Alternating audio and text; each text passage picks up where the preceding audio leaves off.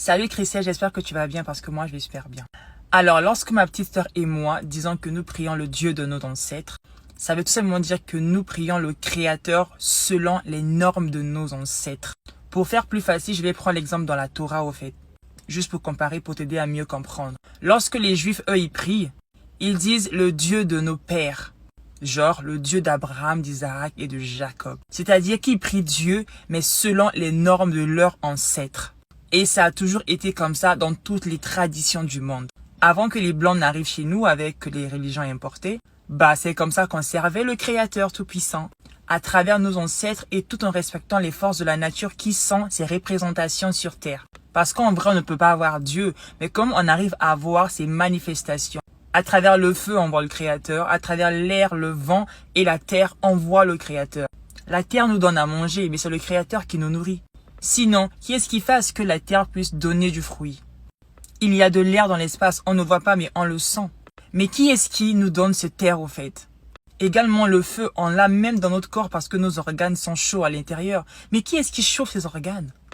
En parlant de l'eau, sans l'eau, l'être humain ne peut pas vivre au fait. Ces 4 éléments qui régissent les 4 forces de la nature sont les attributs de Dieu. Et c'est comme ça dans toutes les spiritualités du monde au fait. Même dans les religions importées, ils parlent de ça. Lorsqu'on vous parle des 4 êtres vivants, c'est bel et bien les 4 éléments de la nature. Parce qu'en vrai, la nature, c'est Dieu lui-même. Nous les Africains, on n'aime pas trop parler de Dieu et tout, voilà. Nous préférons parler d'un créateur unique. Et dans chaque ethnie de chaque peuple, ce créateur unique a un nom. Et nous, en tant qu'Africains, on a longtemps servi ce créateur selon le nom des autres, selon les normes des autres, selon les directives des autres. Aujourd'hui, il est temps que les Africains puissent s'approprier leur propre patrimoine culturel. De ne pas en avoir honte, mais au contraire, nous devons être fiers de cela et de le prôner haut, sans aucune honte bien sûr. Parce que dans toutes les traditions du monde, il n'y a aucune tradition qui a été diabolisée, satanisée, méprisée, reniée et rejetée comme la tradition africaine. Je pense que trop c'est trop, la nouvelle génération a compris et il faut qu'on sorte de là.